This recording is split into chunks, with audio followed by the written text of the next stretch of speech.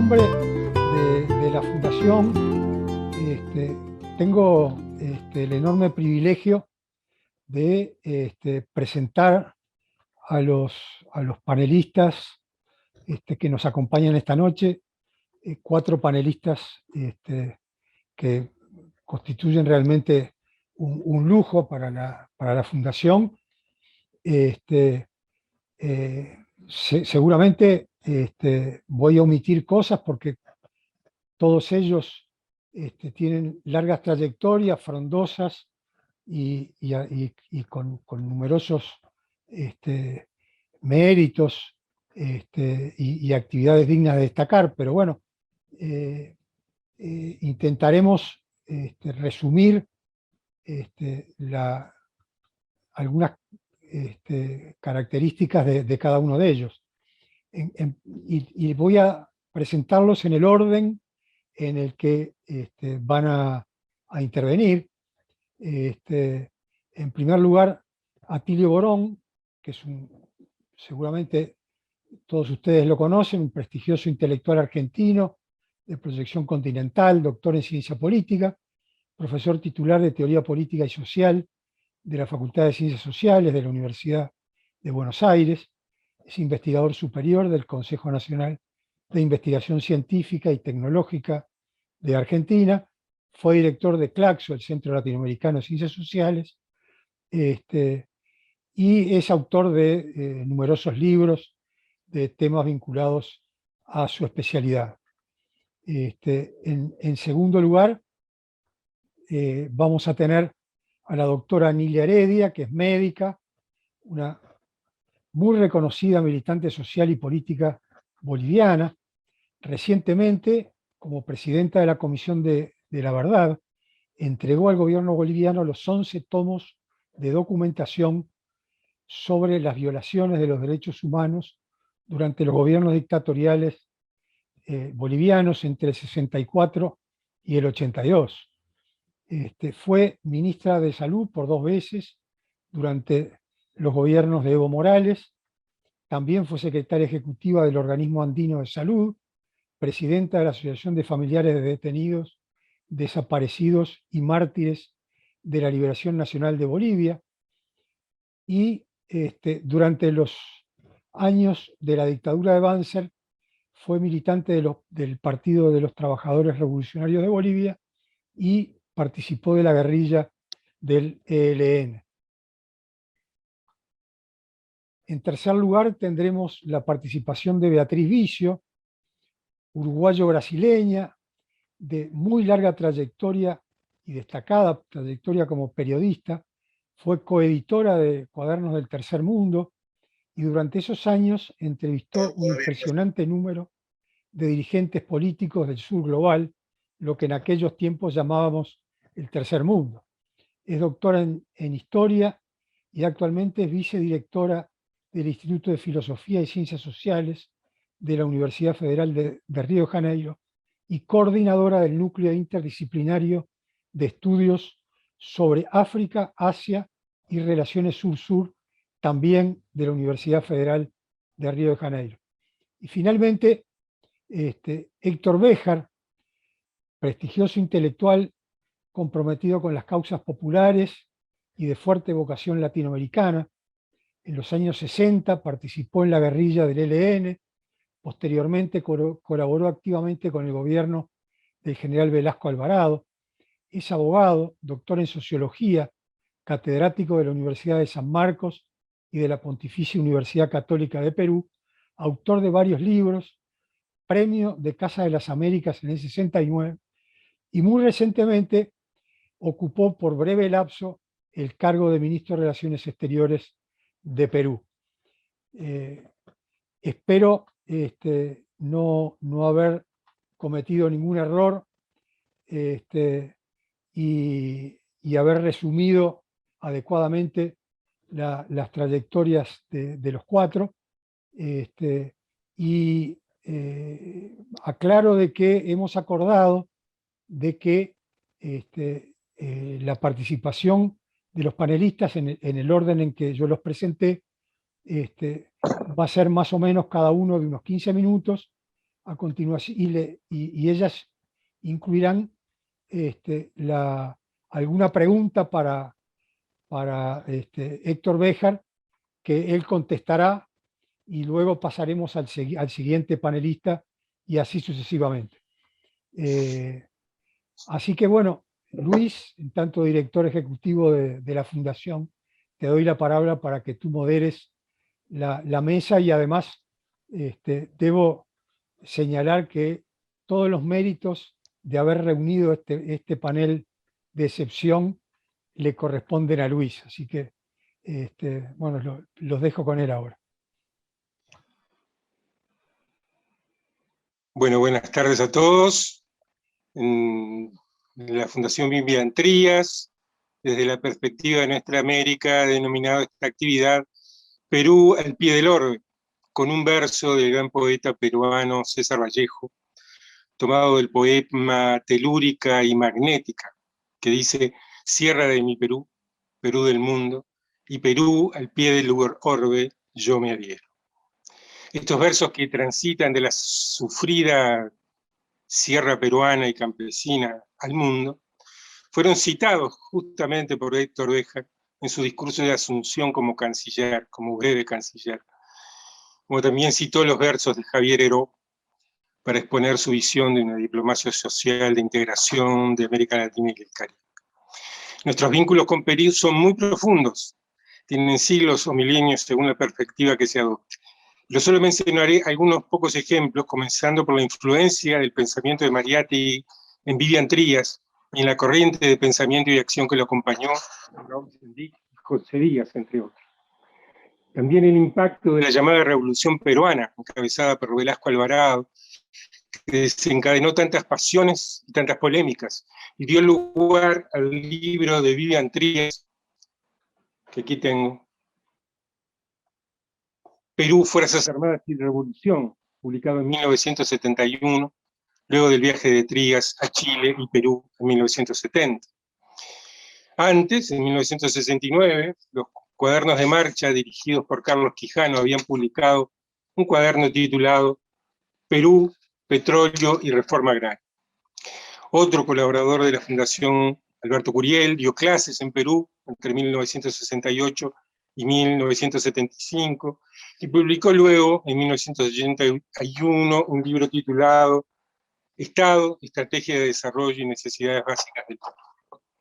José Díaz, el principal creador de la Fundación Vivian Trías, del que fue presidente durante muchos años y soy presidente de honor, viajó varias veces a Perú entre 1983 y el 2008, entre otros motivos por su participación en la Coordinación Socialista Latinoamericana, y conoció en persona a Héctor. Y finalmente nuestro recordado maestro, el historiador Carlos Machado, fallecido hace un par de años, escribió un libro sobre la historia de Perú que quedó inédito.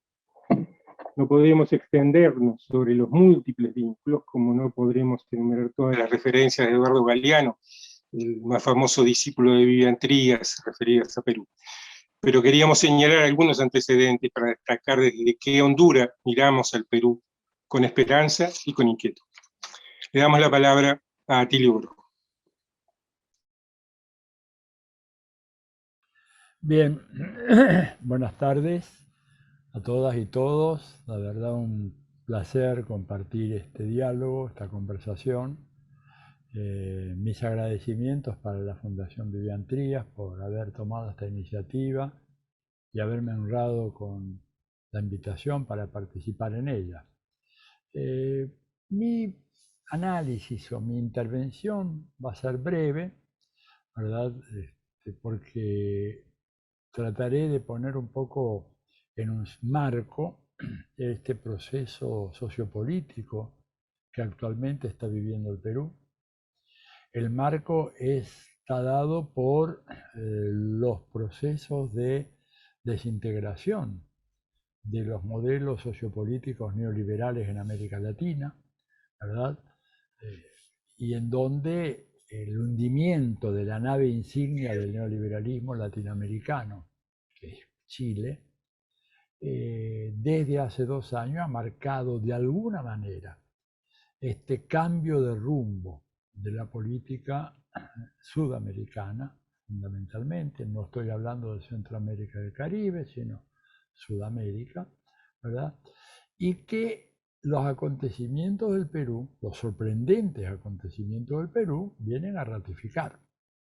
O sea, el fenómeno peruano, la llegada al gobierno de un candidato como Pedro Castillo y de una coalición muy heterogénea de fuerzas sociales, se inscribe dentro de este proceso, ¿verdad?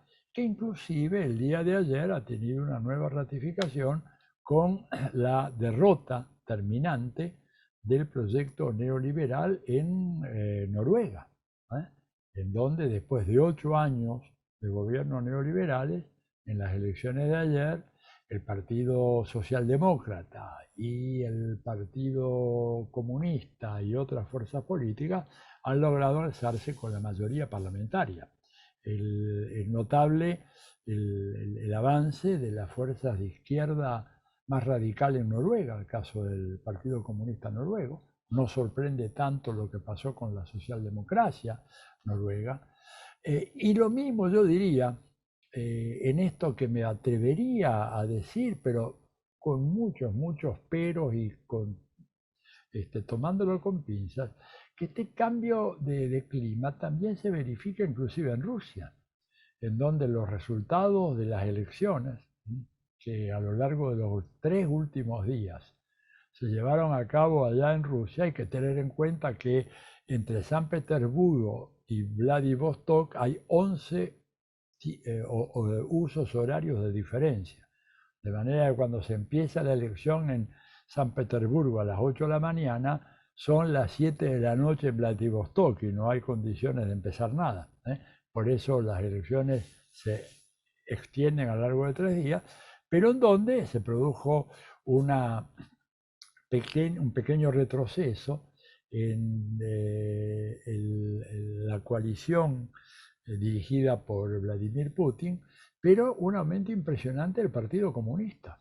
De alguna manera, una especie de resurgencia de aquellos sectores nostálgicos de la experiencia soviética. Con esto no estoy hablando de que pueden llegar a ser mayoría ni nada más, pero sí una elección que estaba calculándose casi cercana al 26-27%, lo cual era completamente inesperado. Me parece que esto de Rusia y lo de Noruega y lo que está pasando en Chile y la discusión sobre la constituyente en Chile, lo de Perú, el hecho de que en Colombia se esté produciendo en los momentos actuales un corrimiento del espectro de la opinión pública a favor de la candidatura de Gustavo Petro y se verifique al mismo tiempo una especie de derrumbe de lo que ha sido el uribismo en sus distintas variantes, sea la variante más desvinculada con los narcos como la de Juan Manuel Santos, como la que está totalmente identificado con los narcos,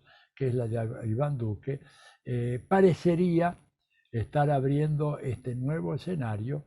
Las elecciones en Colombia van a ser en mayo del próximo año, en octubre tenemos elecciones en Brasil, en medio de un escenario muy complicado, ¿verdad? Del cual tal vez Beatriz pudiera darnos algunas pistas, porque todas las encuestas previas dan como ganador a Luis Ignacio Lula da Silva.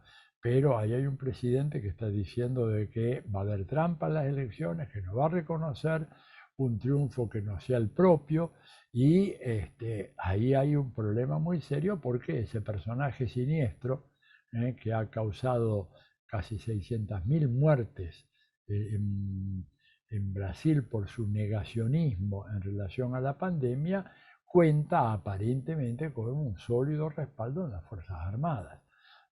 Sería nefasto que en Brasil se reiniciara un nuevo ciclo de golpismo militar a la antigua, pero no habría que descartar, como tampoco habría que descartar que, presionado por los factores reales de poder que ya quieren desembarazarse de alguna manera de este personaje tan siniestro y tan conflictivo y tan inútil como Bolsonaro, puede abrir las puertas a un retorno de Lula, cosa que de producirse es importante tener en cuenta que no sería una reedición del primer mandato, el primer turno de Lula, porque lo haría en condiciones mucho más acotadas y debiendo respaldarse mucho más que en su primera gestión de 2003 al 2010, respaldarse en lo que se llama en Brasil el Centrão, o sea, el grupo de los grandes partidos, ¿verdad?, del centro brasileño,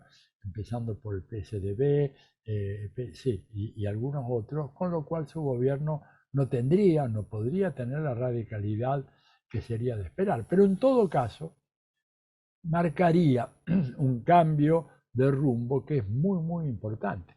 Y en ese contexto, evidentemente, la situación para Perú sería altamente favorable, digamos. Este nuevo clima le daría al gobierno de Pedro Castillo un oxígeno que, si retrocedemos apenas un año y medio atrás, eso no existía.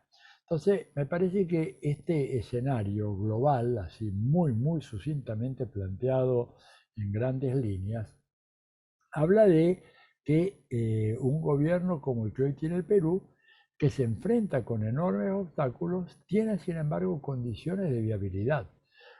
Sí es que existe, y esto siempre es muy importante, la conciencia y la voluntad por parte de los grupos domésticos de avanzar en una redefinición de la inserción de Perú en el sistema internacional.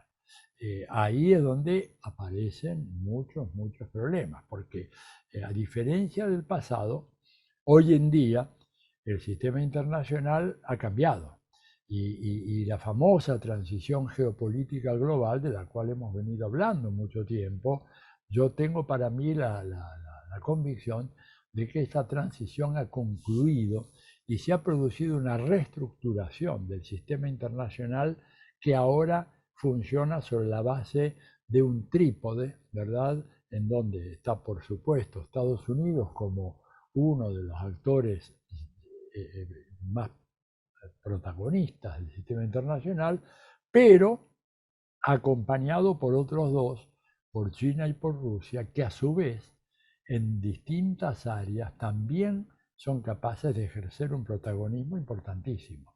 En el caso de Estados Unidos sabemos, ¿verdad?, la potencia militar de Estados Unidos es incomparable, pero los acontecimientos de Afganistán demuestran que por más potencia militar que se tenga, con eso solo no se gana una guerra. No solo no se gana una guerra ahí, no se gana una guerra en Irak, no se gana una guerra en Líbano, no se gana una guerra en Siria. Es decir, hay toda una literatura que ha surgido en Estados Unidos ahora que se pregunta por qué Estados Unidos no puede ganar guerras.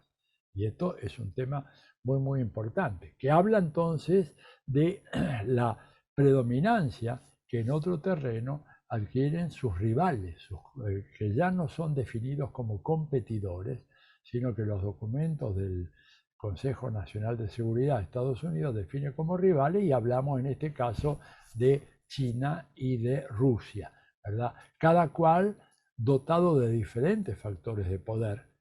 China, una arrolladora presencia económica que hoy en día la ha convertido, según la OECD, en la locomotora de la economía mundial, desplazando categóricamente a los Estados Unidos.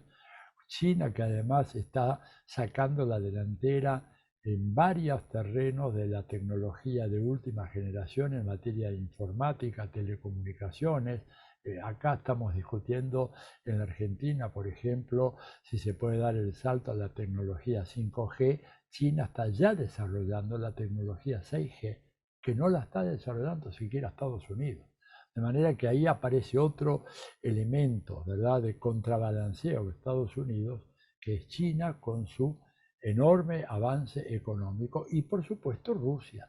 Rusia, que ha logrado quebrar la mano de Estados Unidos en Europa, que ha logrado hacer que el famoso gasoducto y oleoducto que conecte Rusia con Alemania y a partir de ahí distribuye a toda Europa, ha logrado vencer de alguna manera el ostracismo y las sanciones económicas de la cual ha sido objeto, y que de alguna manera han redundado en esta declinación relativa del poderío electoral de Vladimir Putin. En este marco, y ya para sintetizar, yo le preguntaría a Héctor si ve el que hay condiciones en el Perú contemporáneo como para aprovechar esta nueva estructura del sistema internacional, en cuya cúpula encontramos ahora no 8 o 10 países, ya no es como antes que estaba Estados Unidos con China, con Francia, con Alemania, con Gran Bretaña, etcétera, sino que ahora hay 3 jugadores fundamentales, que son Estados Unidos, China y Rusia. El resto no juegan en esas grandes ligas, juegan en ligas menores, pero que ni siquiera tienen influencia, ¿verdad?, en sus espacios más inmediatos. El caso Japón, por ejemplo, no gravita en el sudeste asiático. Japón, que en los años 80 del siglo pasado se pensaba que podía llegar a convertirse en la locomotora industrial y tecnológica del planeta, cosa que no ocurrió. Entonces, ¿podrá el Perú del presidente Pedro Castillo aprovechar esta situación?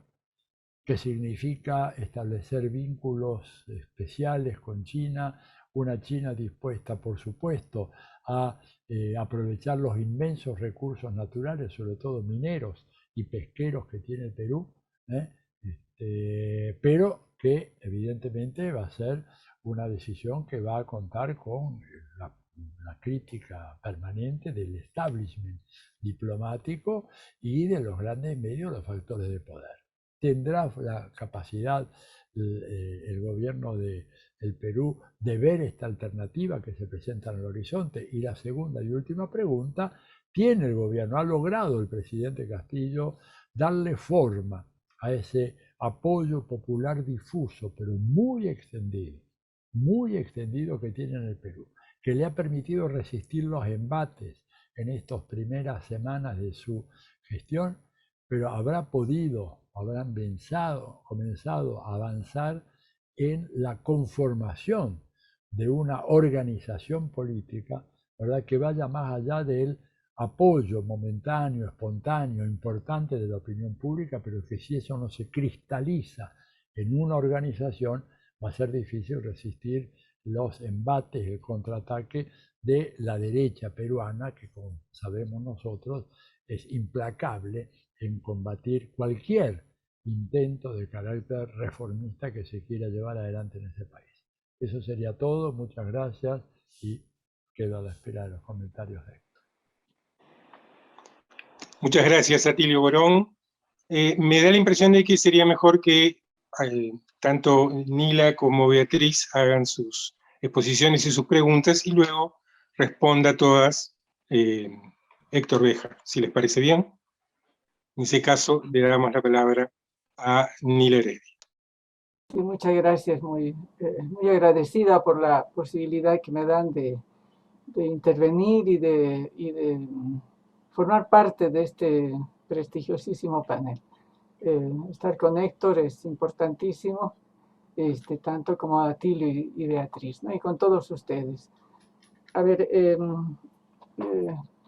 muy difícil intervenir cuando están ellos, ¿no? Entonces, pero yo quiero plantear lo siguiente, ¿no? Yo soy boliviana y por tanto la historia del Perú es muy cercana para Bolivia y es absolutamente, digamos, históricamente sus relaciones han sido permanentes, tiene lazos no solamente de vecindad, sino de historia, de nacionalidades originarias y de luchas a lo largo de la historia de ambos países. Es decir, no somos extraños y al mismo tiempo somos diferentes. Diríamos que ese Perú profundo tiene mucha similitud con Bolivia, pero al mismo tiempo una enorme diferencia porque el Perú ha circunscrito la política peruana, al parecer ha circunscrito su actividad alrededor de Lima y teniendo como un criterio, como una, digamos, como una mirada desde una Lima medio aristocrática en la costa, muy alejada de lo que es esta población indígena originaria, que es la que realmente es la historia y la base de la historia del Perú. Esas poblaciones quechuas, aymaras, y que se encuentran en la sierra, bastante alejada de la costa. De tal manera que esta forma de trabajo, tal vez la política peruana, está reflejando y refleja a lo largo de los años esa diferencia tan grande de una Lima muy aristocrática que aún con toda yo quiero pedir disculpas, pero hay sectores donde todavía se sienten virreinales, de verdad, y que ven al Perú profundo como un Perú de segunda y al mismo tiempo como que la que no tiene derechos. Y una manera muy importante de tratar de afear no solamente es el hecho de que hubiera de su origen, sino al mismo tiempo de una connotación que ha tenido lugar a raíz de toda la confrontación y la forma de lucha de Sendero durante la época del 80, 90, de los 80, lo cual le sirve a la derecha para decir de la sierra probablemente Terruco, y decir Terruco es probablemente más allá que, es decir, es algo gravísimo, y por tanto, increíblemente la población, digamos, de clase humilde, de sectores más empobrecidos, prefieren retroceder rápidamente en vez de que les digan Terruco, ¿no es verdad? Porque entonces tienen temor, absolutamente. Es decir, se ha construido en el Perú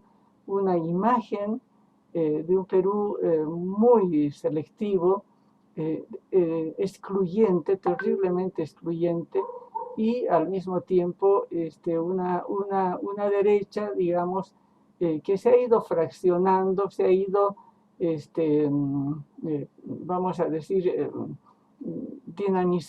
no dinamizando, sino generando varios grupos al mismo tiempo, de tal manera que en el Perú, la verdad que yo no sé si realmente existe un partido político lo suficientemente de la derecha, digo, suficientemente estructurado que represente realmente cuáles son los sectores en el Perú que manejan el poder. Y los que manejan es la empresa privada.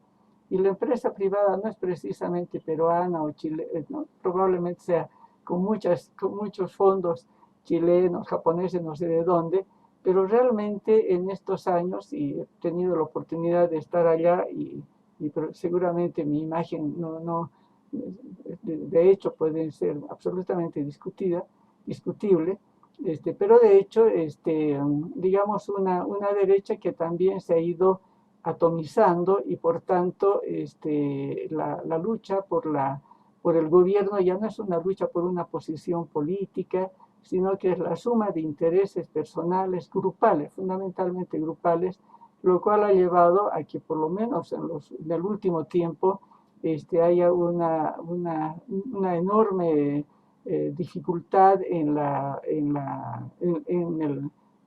gobernabilidad del Perú.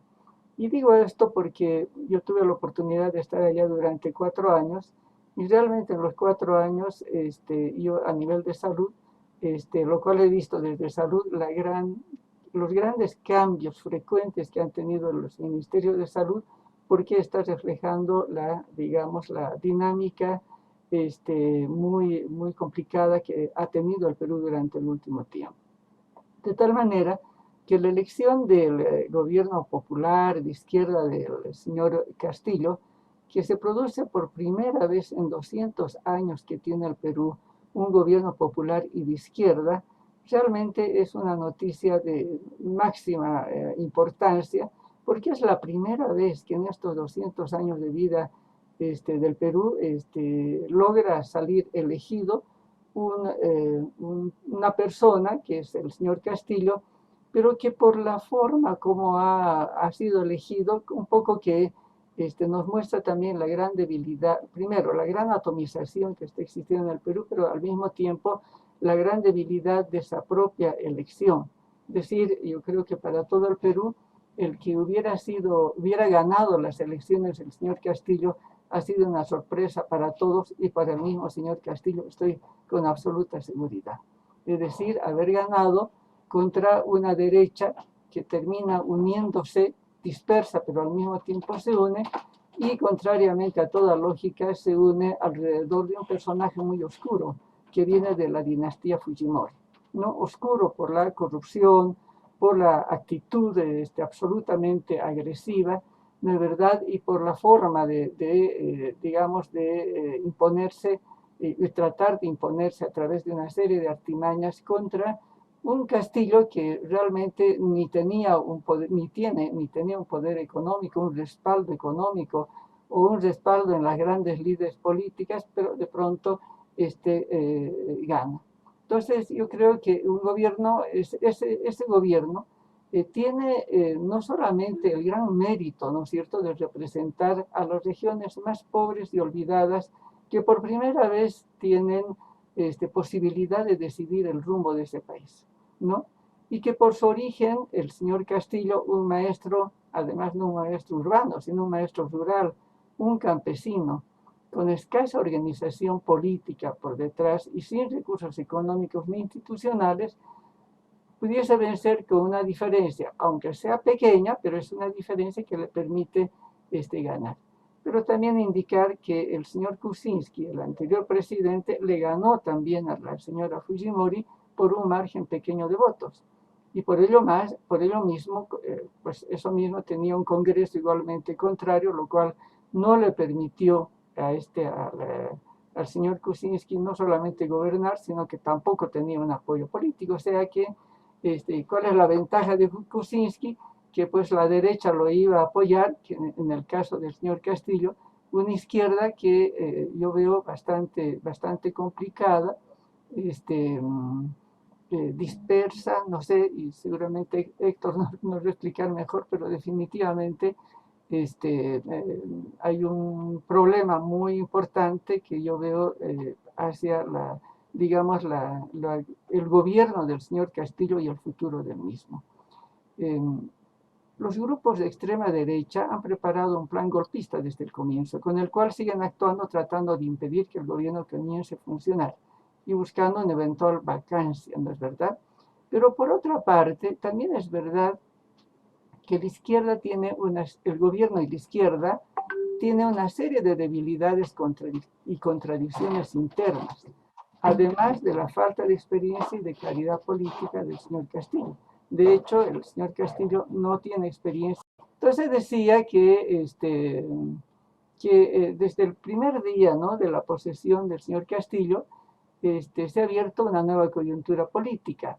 Por una parte, los grupos de extrema derecha han preparado desde el primer día un plan golpista con el cual siguen actuando, tratando de impedir que el gobierno comience a funcionar. Y por otro lado, también es verdad que el gobierno y la izquierda aparentemente tienen una seria debilidad interna, hay contradicciones internas, falta de experiencia y de claridad política, lo que está pasando factura y que en cierta forma ha cedido terreno frente al golpismo de la extrema derecha. La izquierda, detrás del gobierno del señor Castillo, son varios grupos, principalmente Perú Libre, que es el partido que lo ha postulado, pero al interior mismo con algunos problemas, puesto que el principal líder de Perú Libre, el señor Cerrón, intenta imponer un tipo de gobierno, de gabinete y de todo lo que puede al señor Castillo, y obviamente Castillo está en una situación muy compleja sin mucha base organizada, pero al mismo tiempo tomando a veces actitudes que no son totalmente, digamos, correctas en función de las presiones que hay. Y con seguridad Héctor nos va a explicar mucho mejor. Pero de hecho, la mirada que yo tengo es que lo que yo quiero poner, ¿no?, el saludo muy grande a la posesión del señor Castillo, pero al mismo tiempo la gran debilidad al interior, no solamente por esta actitud selectiva, excluyente que tiene la derecha, que en el Perú llaman caviar, esa derecha de la más extrema, y la derecha inclusive de Lima, que toma una actitud absolutamente excluyente frente a esa izquierda, y por tanto yo creo que la lucha que está teniendo el señor Castillo no solamente es hacia afuera, sino también al interior, porque no tiene un gobierno, digamos, un respaldo suficiente. Un tema importante, y yo quiero resaltar por las particularidades y las similitudes con Bolivia, es que primero las similitudes es que la población indígena es bastante similar que la boliviana. La diferencia es que en Bolivia esos sectores indígenas están muy cerca de las ciudades y está absolutamente cerca de la ciudad capital, que es La Paz. Y por tanto, su presencia, su actitud ha tenido y tiene un peso específico, a diferencia del Perú, que han tratado y han logrado ver a la población indígena alejada de Lima, y por tanto Lima termina siendo un espacio que la derecha la utiliza suficientemente como para mantener e imponer una actitud absolutamente vertical. Entonces yo quiero plantear, digamos, que a diferencia de Bolivia, que Evo Morales logró ser elegido con una mayoría absoluta, el caso del señor Castillo, pues en la primera vuelta creo que no llegó a 18%, y claro, en la segunda es elegido como un reflejo no solamente del ideal de las poblaciones indígenas, sino el hambre, la exclusión, etcétera, que han llevado a que lo eligen. Pero un riesgo de la actual coyuntura que veo es que las contradicciones internas debiliten el respaldo al gobierno de Castillo y al mismo tiempo debiliten esta posibilidad tan importante que tiene el Perú de lograr posesionar, de lograr mostrar una población que realmente ha estado relegada, excluida y absolutamente, digamos, puesta contra la pared durante todos estos años, siendo al mismo tiempo la fuerza más importante que tiene, la fuerza y la población más importante que tiene. Mis dudas, tengo algunas dudas, por supuesto, muchas. Una duda muy importante, y es, primero, en todo este tiempo, el Perú ha tenido un papel muy, digamos, casi central junto con Colombia para la unidad de los, digamos, de los estados de Sudamérica, es decir, el UNASUR. Sin embargo, el Perú tuvo como parte de su trabajo realmente un peón muy aplicado, no solamente para destruir y participar en la destrucción del UNASUR formando el PROSUR. Segundo, ha participado activamente en la formación de no me acuerdo si es la Iniciativa Lima, cuya tarea central ha sido bloquear toda participación de Venezuela, ¿no es cierto? Y lograr y dar todo el apoyo a Colombia y todas las acciones de Colombia en función de darle absolutamente digamos, ponerle todas las trabas al gobierno de Maduro, y por el contrario, mantenerlo a Guaidó en todas las reuniones que se ha hecho en Lima. Ha estado el señor Guaidó participando de esta Iniciativa Lima.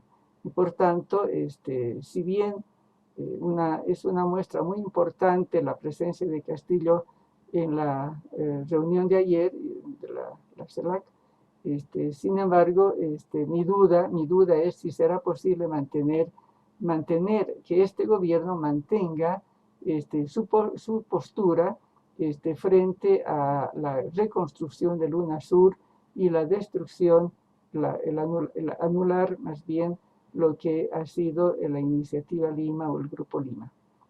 Y la otra interrogante que tengo muy grande es si los movimientos sociales, si la participación social actual logrará tener suficiente cohesión que obligue a los grupos de izquierda que están hoy detrás del señor Castillo, los obligue a tomar una actitud de unidad, fundamentalmente de unidad, de tal manera que permita aspirar a que el gobierno de Castillo convoque a la Asamblea Constituyente en el menor tiempo posible. Para terminar, una pregunta que no sé, yo creo que en este tiempo, en este corto tiempo de presiones que hay, si algo debería hacer el señor Castillo es convocar, y creo que puede, convocar ¿qué se llama? A un referéndum, no sé cómo se llama, para convocar a la Asamblea Constituyente para la estructuración de una nueva constitución. Yo creo que los movimientos sociales están esperando esto y podría ser un mecanismo más bien de cohesión de los movimientos sociales y también de la población alrededor de una nueva constitución política del Estado, puesto que tampoco la señora Fujimori o los órganos los partidos de derecha tienen el peso ni el apoyo suficiente como para, digamos, rechazar un referéndum. No, yo termino aquí y muchas gracias.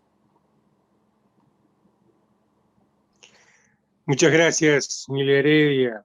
Le damos entonces la palabra a Beatriz Vicio. Muchísimas gracias, Luis. Es un privilegio y una alegría enorme estar aquí en esta mesa con un querido amigo y admirado amigo Héctor Béjar, con una compañera de la dimensión y la importancia que tiene Nidia en el proceso boliviano, y con un querido amigo y intelectual brillante como Atilio, y sintiéndome un poco en tierra uruguaya después de tantos años de estar radicada en Brasil. Simplemente porque Atilio mencionó el tema, no es nuestro tema de hoy que nos convoca, pero una muy breve reflexión sobre Brasil. Es muy confuso todavía el panorama, a pesar de que en algunos segmentos progresistas hay una discreta expectativa. Personalmente soy un poco más cautelosa, digamos, sobre todo pensando que hay un debate entre los estudiosos de las fuerzas militares de Brasil, y ahí me he encontrado con Julián en algunos eventos de la Asociación Brasilera de Estudios de Defensa que acompaño. Hay un debate sobre si Bolsonaro se apoya en las Fuerzas Armadas o si Bolsonaro es un juguete en las manos de las Fuerzas Armadas, que tendrían de antemano un proyecto y que precisaban de una figura con una posibilidad electoral que no tenían en otros cuadros, y entonces en esto ¿qué es primero el huevo o la gallina? Esto tiene connotaciones importantes en relación a un proyecto que parecería que viene desde prácticamente el momento de la redemocratización, que se agudiza cuando en el gobierno de Dilma Rousseff se determina la fundación de la Comisión Verdad, tardíamente, muchos años después de la redemocratización, y que habría sido el punto culminante de una irritación en las Fuerzas Armadas que tendría acelerado este proyecto, que ya estaría en verdad en andamiento,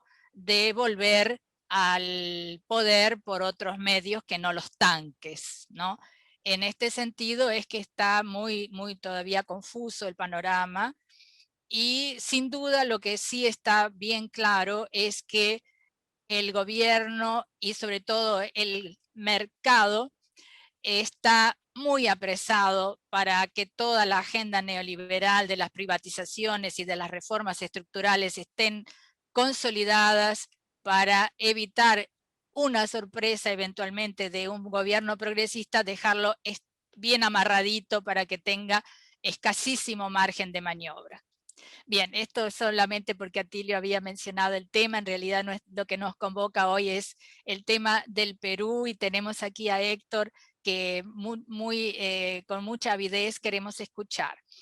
Yo quisiera plantear una cuestión que no es tan coyuntural en relación a este tema, y mucho en función de un libro de Héctor, Mito y Utopía, un libro de 2012, donde hay un planteo que a mí personalmente me importa mucho porque vengo trabajando ese tema, que es repensar quiénes somos los latinoamericanos, cuáles son nuestras matrices y qué tipo de Estado fue construido con nuestras independencias y con las proclamaciones de las repúblicas. Y ahí, bueno, me parece que tiene todo que ver lo que la compañera ha dicho sobre el papel en este momento de Castillo y de lo que él representa, en un sentido de una transformación más profunda, si se consigue llamar a esa constituyente, como ha venido haciéndolo Bolivia y frustradamente en Ecuador, de prácticamente refundar el Estado, ¿no? O sea, de repensar las propias bases desde nuestra colonización, ¿no? Y Héctor tiene una frase contundente que comparto en ese libro que dice: la colonización no terminó, ¿no? Y ahí entonces, bueno, ¿quiénes son los que se han perpetuado aún a partir de las repúblicas, y con algunos momentos en que se ha podido quebrar esa hegemonía, ¿no? Pero, o sea, repensar nuestras matrices, y ahí el libro de Héctor trae algunos aportes muy interesantes, desde repensar aquella España que todavía no era España, la que llega aquí, lo que significaron las persecuciones a los musulmanes y a los judíos. Con esa mentalidad se viene la colonización aquí, se hace una nueva cruzada, en este caso aquí contra nuestra población autóctona, lo que significó la frustración del proceso unitario de los grandes intérpretes del momento libertario, ¿no? Que quedó tan abandonado, que se trata ahora de retomar esa propuesta unitaria con altos y bajos, con todo lo que sabemos de la embajada, como decía Tilio, la interferencia de la embajada. Aquel dicho de que no hay golpe en Estados Unidos porque no hay embajada de Estados Unidos en Washington, sabemos lo que significa para nosotros. Y ese tema me parece que es absolutamente central, porque, bueno, desde la universidad, donde es mi inserción en este momento, se ve claramente cómo las ciencias sociales continúan muy dominadas por esa visión eurocéntrica, y con todo lo que significa de traer a nuestras realidades esa idea de la jerarquía racial, la subalternidad, y todo lo que minoritariamente dentro de la universidad somos los que tratamos de cambiar esta perspectiva, pero con enormes dificultades, ¿no? Y Héctor en el libro deja explícito que él está en esta línea de abrir las ciencias sociales, que entren nuevos aires, ¿no? A las ciencias sociales, para poderlas asimilar mejor la diversidad de nuestras matrices, y cuestionar un poco más si somos tan ibéricos, si somos indígenas, si somos negros, si somos africanos, si somos árabes, qué somos, y ese punto de partida para pensar qué tipo de Estado será el que tenemos que construir, porque también un tema que trae Héctor y que a mí me parece que es fundamental es el tema de la conciencia, el tema del espíritu, el tema no solamente de la base material de una transformación rumbo al socialismo o rumbo a una utopía, sino el tema entonces de esta conciencia, que personalmente considero que tiene realmente que tener un punto de partida en una nueva percepción de quiénes somos, de nuestro estar en el mundo, digamos, y eso sin abstraernos de todo lo concreto que significan nuestros desafíos, de las potencialidades que trae para este momento histórico ese nuevo escenario internacional. Estoy de acuerdo completamente con la afirmación de Atilio de que tenemos un escenario con 3 grandes potencias en este momento: Estados Unidos, Rusia y China, siendo que Rusia y China tienen una alianza estratégica que se consolida a través de la personalidad de Xi Jinping y de Putin, y que en este momento están trayendo a Eurasia, ¿no? a un nuevo estatus dentro del poder político internacional. Pero me parece que, volviendo al tema en América Latina y al Perú, y aprovechando lo que se ha traído, ¿no? Tanto la compañera Nilia con esta pregunta sobre si sería posible la convocatoria de esta constituyente, que podría apuntar, como apuntó en el caso de Bolivia, a una nueva forma de plantearse la propia estructura del Estado.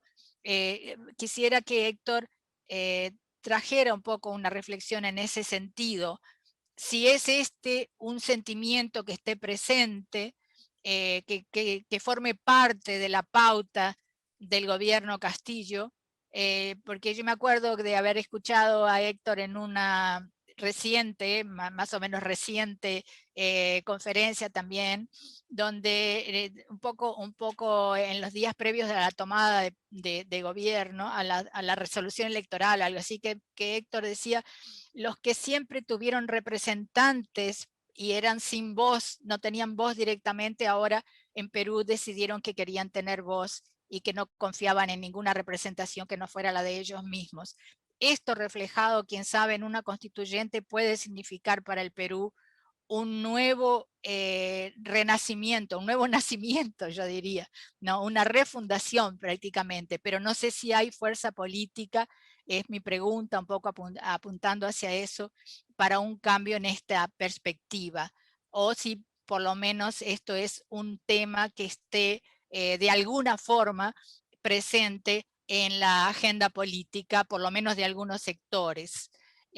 Con esto entonces yo quiero unirme a los colegas que estamos todos ávidos de escucharlo, a Héctor, y más una vez renuevo mi agradecimiento por la invitación a esta mesa tan especial, tan importante. Muchas gracias, Beatriz Vicio. Y ahora sí, escuchamos, todos estamos ávidos de escuchar a Héctor Béjar.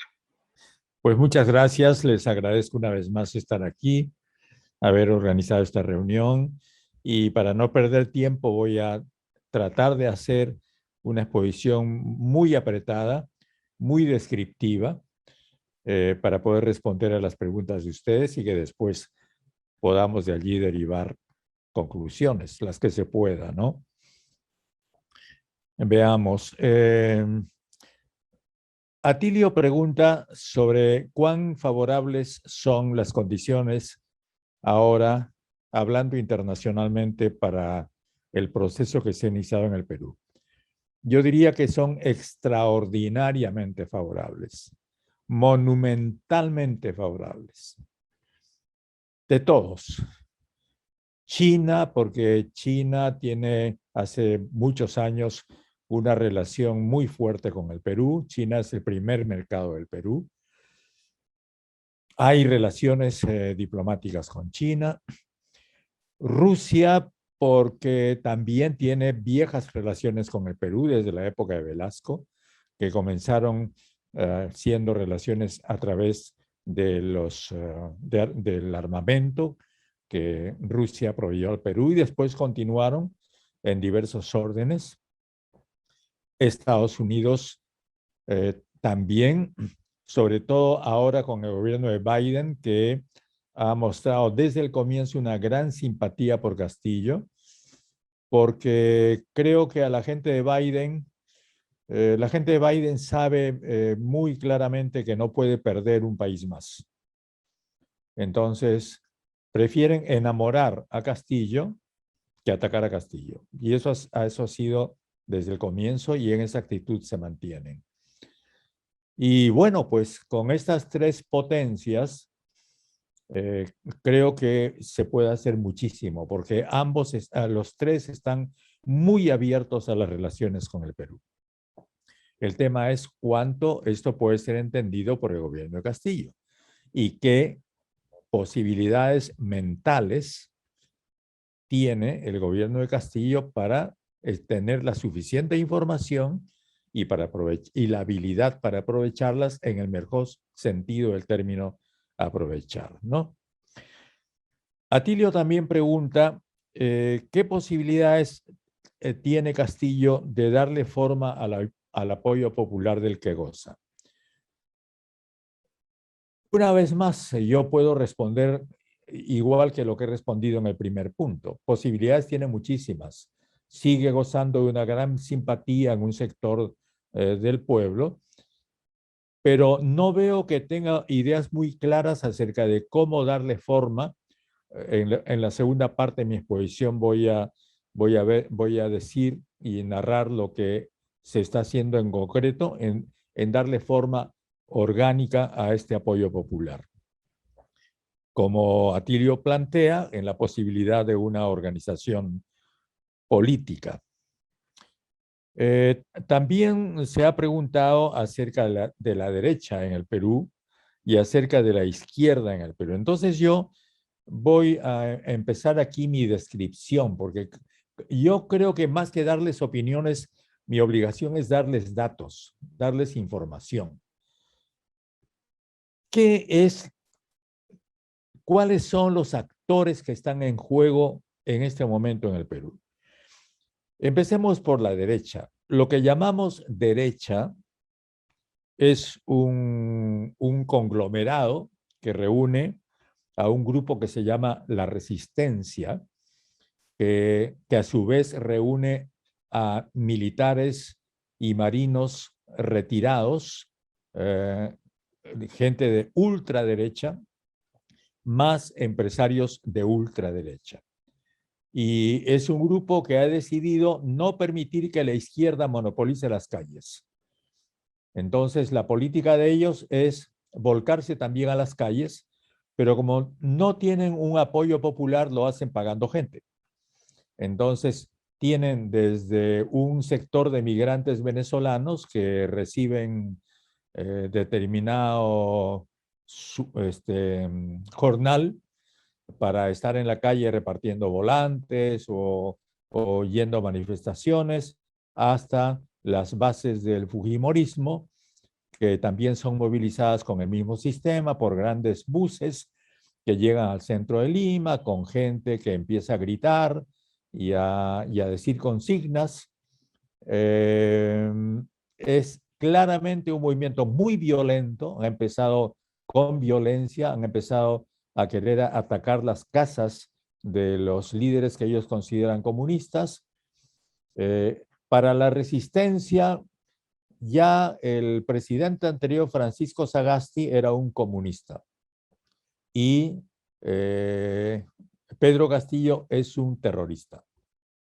Y por supuesto todos los que lo acompañan son terroristas o amigos de los terroristas. Esa es la resistencia.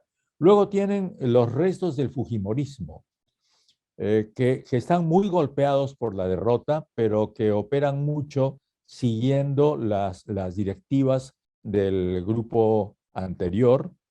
Luego están los remanentes del APRA, que apoyó mucho al Grupo de Lima y tienen mucha relación con Guaidó y toda la gente que en Lima opera, financiada por la oposición venezolana a Maduro. Luego tenemos un grupo muy importante que es el grupo del Opus Dei con mucho dinero, un grupo muy racional, que ha tenido un candidato presidencial que fue López Aliaga, pero que continúa sus actividades y que tiene un proyecto a futuro, convertirse en el caudillo o la cabeza de una nueva derecha en el Perú, tipo Vox. Luego tenemos la CONFIEP. Los empresarios de la CONFIEP, que fundamentalmente son los mineros, están a la campana que se les toque. Ellos, por supuesto, dan dinero para todos estos grupos, pero también estarían dispuestos a una negociación con Castillo, si fuese necesario, y si Castillo se compromete a no tocar sus negocios. Y los negocios fundamentalmente de la CONFIEP son la agroexportación, que en el Perú es muy próspera, y las minas. Y en menor grado la pesquería y la construcción, que durante los últimos años han tenido un fuerte impulso y que han permitido que el Producto Bruto Interno del Perú crezca espectacularmente. Luego tenemos el comercio, que es la nave insignia de los medios de comunicación. Los medios de comunicación en el Perú están concentrados, es lo que nosotros llamamos una prensa concentrada. Concentran el comercio de la familia Miro Quesada, que ahora están asociados porque están casi en quiebra con la familia Graña, que es una familia además dedicada a la construcción, están en el negocio de la construcción y han tenido muchos negocios con con la antigua empresa brasileña, ¿no? Que está, por supuesto, enjuiciada por el gobierno peruano y con graves problemas judiciales. Pues bien, El Comercio son 14 periódicos. No solamente la nave insignia que es El Comercio, sino un periódico dedicado a la economía, otro periódico que se llama El Trome, que tiene mucha tirada dedicado a las vedettes y al espectáculo, otros periódicos dedicados a los deportes. En total son 14 periódicos. Si incluimos también a La República, que fue un periódico de centro izquierda, pero que ahora ya ha sido incorporado y cooptado por esta prensa concentrada, más 3 redes de televisión, redes nacionales de televisión y unas cuantas redes nacionales de radio. Entonces, es un grupo muy poderoso, más un elenco estable de gente que opina todos los días, aparentes especialistas y periodistas y presentadores que repiten todos el mismo discurso todos los días. Y el discurso es decir, Castillo es un incapaz, hay que vacar a Castillo, señalan todos los defectos del gobierno y ocultan todos los logros del gobierno y ponen énfasis en la agenda nacional e ignoran totalmente lo que pasa internacionalmente. El Perú es un país censurado por estos medios. Los consumidores peruanos de información no reciben información internacional en la práctica. Luego tenemos los partidos políticos. Acción Popular, que son los restos del partido de Belaúnde, muy dividido, muy fraccionado, no tiene prácticamente línea. Y yo diría que todo este conglomerado de la derecha, al que tenemos que sumar las Fuerzas Armadas, especialmente los jefes de la Marina, en menor grado los jefes del Ejército, tienen un común denominador, que son los ecos de lo que podríamos denominar en el Perú el montesinismo. Es decir, Montesinos, este famoso operador, ¿no?, de la CIA o ex agente de la CIA que ahora está en prisión, ha mantenido su capacidad de influencia y ha sido consejero de la candidata Keiko Fujimori durante todas las últimas campañas electorales. Y pues su mentalidad, que es la mentalidad a su vez de lo que fue el Plan Verde, que fue el plan de las Fuerzas Armadas contra la izquierda, es un plan que se hizo aproximadamente en 1987, que no llegó a realizarse, pero que tuvo realización ya con el gobierno de Fujimori de otra manera, porque el plan original era hacer una especie de pinochetismo peruano. Toda esa línea continúa y es lo que podemos llamar la derecha peruana. Ahora, la izquierda peruana. ¿A qué podemos llamar la izquierda peruana, incluido Castillo? También hagamos rápidamente una enumeración. En la izquierda peruana tenemos primero a Castillo, lógicamente. Castillo, no voy a hablar más de él porque ya de él se ha hablado bastante. No quiero perder tiempo en la descripción. Castillo tiene a su alrededor un conjunto de profesores, que es su base primordial, bastante fuerte, un grupo bastante fuerte de profesores que ahora también son congresistas, tienen representación en el Congreso y que formaron lo que se llamó el CONARE, es decir, un Consejo Nacional que significó una escisión o una disidencia del gremio principal de maestros en el Perú, que es el SUTEP. Y por tanto están a la izquierda de la izquierda, digamos, ¿no? Estos profesores. Por eso es que los identifican mucho con Sendero.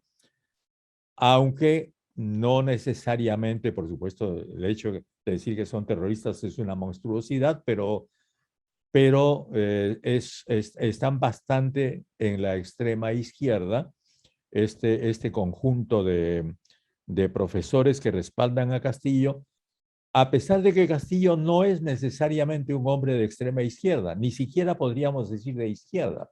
Castillo es ideológicamente un evangelista que físicamente está ubicado en la izquierda, aunque ideológicamente no lo está, ¿no? Yo siempre recalco eso, ¿no? La ubicación física, geográfica y, y social de Castillo no es necesariamente, no debe ser necesariamente confundida con una ubicación ideológica. Y luego tenemos a la izquierda más o menos tradicional, en la que está Juntos por el Perú, donde están los partidos marxistas tradicionales, el Partido Comunista, digamos el que fue pro-soviético y el Partido Comunista que fue pro-chino. Luego el sacerdote Marco Arana con su grupo Frente Amplio, el grupo de Verónica,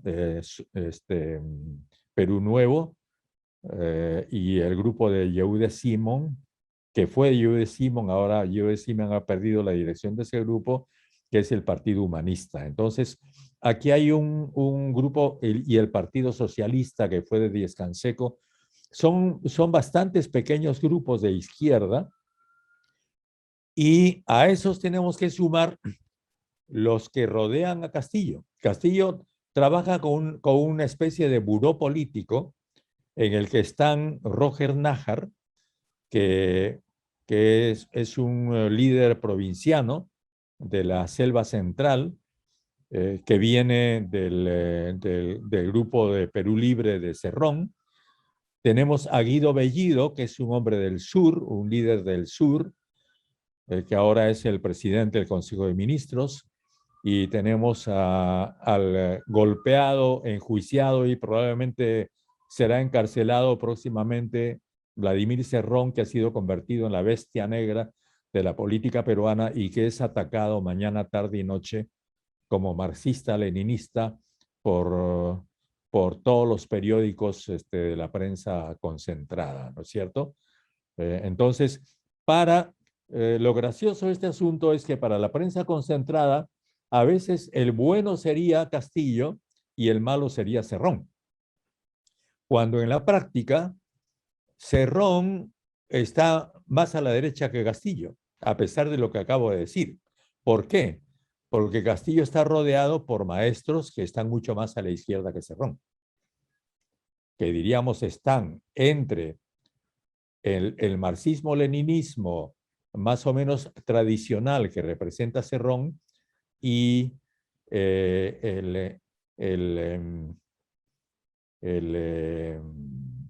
la organización política que Sendero y el Movadef, que es la organización política que Sendero quiere instaurar y que quiere organizar. No digo que sean del Movadef, digo que están entre el Movadef y Cerrón, estos maestros que rodean a Castillo. Entonces, como a la derecha peruana todo le sale al revés, se parecen eso mucho a nuestros amigos norteamericanos, porque al comienzo atacaron brutalmente a Verónica en la primera vuelta y lo que lograron fue hacer subir a Castillo y hacerle espacio a Castillo. Y ahora atacan violentamente a Castillo y lo que están logrando es abrirle paso a la gente que está mucho más a la izquierda de Castillo en este momento, ¿no? Entonces, digamos, tenemos este pequeño buró político donde, repito, están Roger Nájar, Guido Bellido y Vladimir Cerrón, que son líderes de la izquierda provinciana. Esto es necesario explicarlo en el Perú porque en otros países no existe. En el Perú existe una izquierda marxista, incluso podemos decir marxista-leninista provinciana, bastante conservadora en términos de derechos humanos, ¿no? Pero bastante radical y mucho más a la izquierda radical que la que sería la izquierda limeña, que es una izquierda de clase media, a la que en el Perú se llama la izquierda de los caviares, ¿no es cierto? Que es una izquierda, digamos, socialdemocrática o vecina a la socialdemocracia.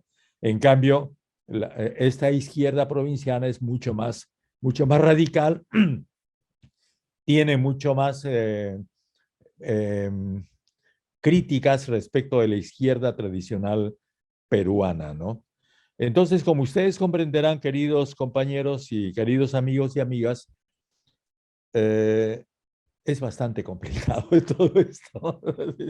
Todo esto es bastante complicado porque la situación puede cambiar día a día.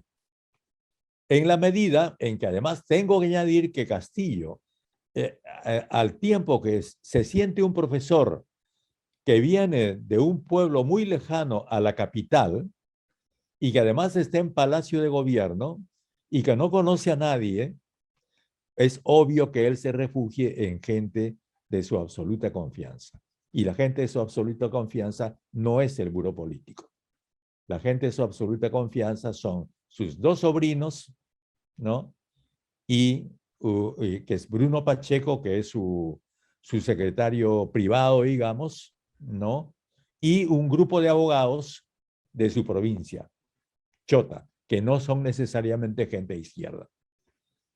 Entonces, yo siempre he dicho que en estas circunstancias el Perú tiene un gobierno en construcción. Y esa construcción depende de la capacidad de presión que tenga cada uno de los grupos, de influencia que puede tener cada uno de los grupos que está tratando de influir, porque como ustedes comprenderán, todos tratan de influir en este momento sobre el gobierno, pero derecha incluida, porque la derecha, he olvidado decir, no se limita solamente a atacar. La derecha quiere penetrar también y de hecho lo está haciendo ya, ¿no? Poniendo determinadas condiciones que debería cumplir según ellos Castillo para tener seguridades de que lo dejen gobernar tranquilamente el resto de su periodo.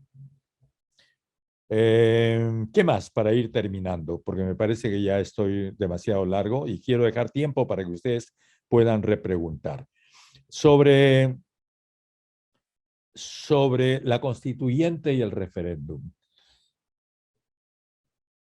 En este momento hay dos movimientos en el Perú. Uno que ya está recogiendo firmas para el referéndum y otro que ya está recogiendo firmas contra el referéndum. Es decir, la derecha ya está recogiendo firmas también en la calle en defensa de la Constitución del 93 y la izquierda está recogiendo firmas en la calle pidiendo el referéndum. No me cabe la menor duda que ellos van a obtener un gran número de firmas, los dos grupos. El problema es que esto tiene que entrar al Congreso, porque según la Constitución peruana, para que se permita el referéndum, estas firmas tienen que ir al Congreso. Y en el Congreso sabemos que el gobierno no tiene ninguna posibilidad. Por tanto, el asunto de la constituyente es bastante difícil, por decirlo menos, en este momento en el Perú. Hay que añadir además que no está necesariamente en el sentimiento de la gente de base. La gente de base está preocupada por la pandemia, quiere salud, quiere educación. En este momento los chicos no están yendo al colegio. La educación a distancia ha fracasado en el Perú. La gente necesita atención primaria de salud urgentemente. La vacunación va bien, pero si por ahí apareciera una tercera pandemia, las veríamos muy difíciles. Entonces, todavía hay mucho nerviosismo y hay hambre y hay falta de empleo. Entonces, esos son los problemas para los cuales el gobierno tiene que tener respuestas y, excepto el tema de la vacunación, no las tiene. Entonces, el tiempo marcha en este momento contra Castillo, en la medida en que al no acertar en medidas que sean operativas, eficaces y conocidas por la gente, hay el peligro de que la gente que lo apoyó vaya apartándose y vaya decepcionándose, si sobre todo añadimos las últimas declaraciones. Quiero añadir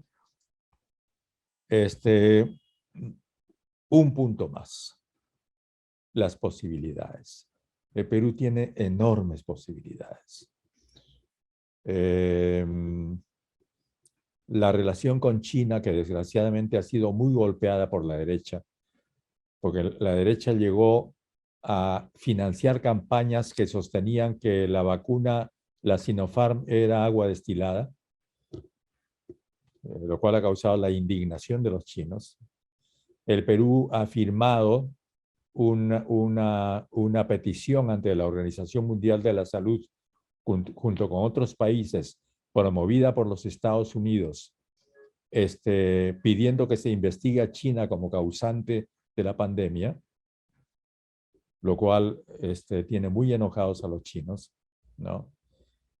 Y es visible una campaña de la derecha contra el que es nuestro principal socio comercial. Y una actitud muy permisiva frente a un país como los Estados Unidos, que puede ser muy interesante e indispensable tener relaciones con ellos porque están en nuestra región, pero que ya no son significativos para Perú, porque si ustedes comparan la ayuda, la cooperación norteamericana no sobrepasa los 100 millones de dólares anuales. El presupuesto del Perú está, si no me equivoco, entre los 50.000 y 60.000 millones de dólares anuales. Es decir, la cooperación norteamericana es nada. Lo que pasa es que Estados Unidos es muy importante porque está en la cabeza de la gente. Está en la conciencia de los militares, de los funcionarios públicos, de los ministros y del establishment. Pero frente a China, Estados Unidos no tiene posibilidades de competir en inversiones. Las inversiones chinas son enormes en este momento en el Perú. Y esa es la situación. Bueno, yo me quedo ahí, me quedo aquí porque creo que yo no debo hablar demasiado y más bien debo dar espacio para si es que ustedes tienen algunas repreguntas. Gracias. Muchas gracias, Héctor Béjar. Abrimos entonces un espacio para breves intervenciones de Atilio, Nila y Beatriz, con repreguntas que den lugar a una intervención final de Héctor Béjar. A ver, Héctor, una pregunta. ¿Cuál ha sido la repercusión de la muerte de Abimael Guzmán?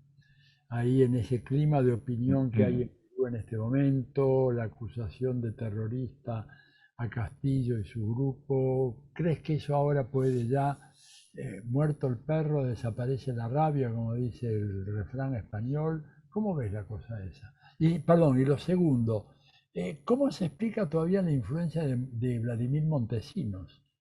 Un hombre que está hace tanto tiempo retirado, creo que sigue en la cárcel. ¿Podrías darnos un poco una semblanza en torno a estas dos figuras, por favor? Guzmán es el hombre más importante del Perú. ¿Guzmán es el orden más importante del Perú? Sí, porque a él ha sido...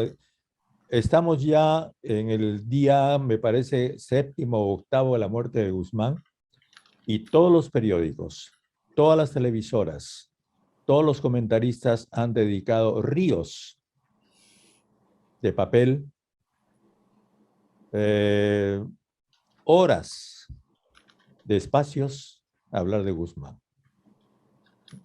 Nunca ningún personaje peruano ha recibido una atención tan grande como Guzmán en ningún país, creo, como Guzmán la ha recibido en el Perú. Y eso a mí no me parece casual, porque la derecha necesita de Guzmán. La derecha necesita del terrorismo. Si no existe, porque el terrorismo ya no existe en el Perú, no existe desde 1992, y estamos en el 2021, es decir, 30 años que en el Perú no hay terrorismo, pero para la derecha siempre hay y siempre habrá. Lo necesitan. Y si no existe, lo inventarán. Y Lo de Montesinos, pues Montesinos está cumpliendo una prisión, va a salir dentro de un tiempo, no sé exactamente cuánto. Ha estado preso en la base naval. La base naval ha estado bajo el control de la Marina y en la base naval él ha disfrutado de comunicación permanente con el exterior. Eso es indudable, eso ha sido descubierto durante precisamente la campaña electoral y él ha asesorado durante toda la campaña electoral a Keiko Fujimori. Entonces, ¿cómo se explica esto? Se explica por el hecho que en el Perú, en ciertos medios del Perú que tienen mucho que ver con un sector de las Fuerzas Armadas y con un sector de los políticos, el montesinismo goza de muy buena salud.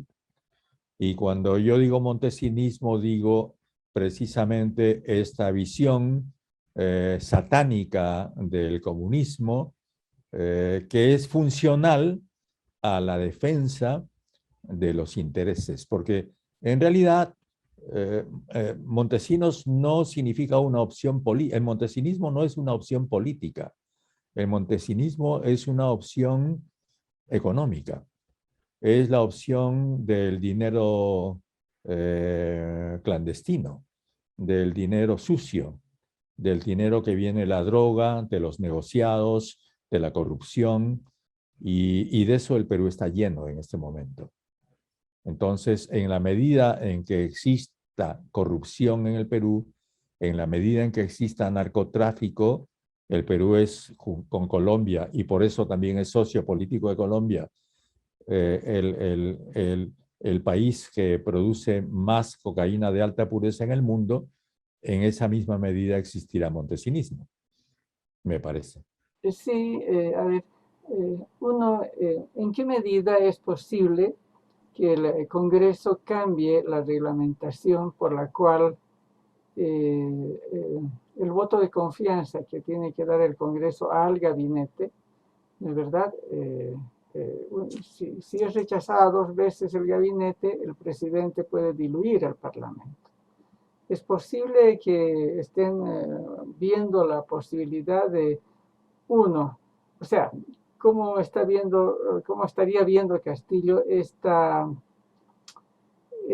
posibilidad o no sé, esta forma, digamos, de funcionamiento por la cual el Parlamento tiene un poder tal que puede obligar a cambiar el gabinete, pero al mismo tiempo el presidente puede utilizar un mecanismo tal de que no es verdad, 2 veces, si es que 2 veces le rechazan el voto de confianza, el presidente puede diluir el Parlamento.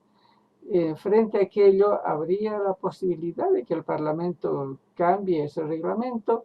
¿En qué medida el presidente podría utilizar esta arma como un mecanismo de diluir, como lo hizo Vizcarra, si no me equivoco, y que llamó, ¿no es cierto?, un referéndum? Esta es una pregunta. Y el otro, ¿cuál es el significado? ¿Cómo tú ves la decisión que habría tomado Castillo de que se incinere los restos de Guzmán y creo que los dispersen, qué sé yo? El impacto político respecto de esa decisión. Gracias. Lo primero, el Congreso sin duda lo va a hacer. El Congreso va a aprobar esa reglamentación porque tiene mayoría los que promueven esto. Pero como esto es inconstitucional y el Congreso no tiene ninguna atribución para interpretar la Constitución, sino el Tribunal Constitucional, el gobierno seguramente que plantearía una objeción ante el Tribunal Constitucional que tendría que resolverse en ese tribunal. Hay que decir de paso que la elección de los nuevos miembros del Tribunal Constitucional corresponde a este Congreso. Entonces te imaginarás que una vez más todas las posibilidades están en juego. Es decir, el nuevo Congreso, el nuevo Tribunal Constitucional podría decir esto no es constitucional. Pero si el nuevo Tribunal Constitucional es elegido con gente cómplice del fujimorismo, diría que sí es constitucional. Entonces, todas las posibilidades están abiertas. Y en lo segundo de Guzmán, pues es evidente, ¿no? La APRODE, que es la Asociación Pro Derechos Humanos, emitió un comunicado y unas declaraciones diciendo que primero, uno puede ser muy terrorista, pero no por ser terrorista dejas de ser humano. Y hay algo que se llama derechos humanos. Entonces, en primer lugar. Y en segundo lugar, las leyes no pueden ser emitidas con nombre propio. Y esta ha sido una ley con nombre propio. Y en tercer lugar, las leyes no pueden ser retroactivas. Y esa ley ha sido retroactiva. Entonces, no es legal ni humana por donde se le mire. Lo que hay es una histeria nacional buscada y lograda por la prensa concentrada, que ha logrado hipnotizar al país y que ha dado lugar a todos estos días en que, como repito, hemos visto el nombre de Abimelech Guzmán repetido miles de veces todos los días en todas las emisoras y escrito en todos los periódicos de Lima.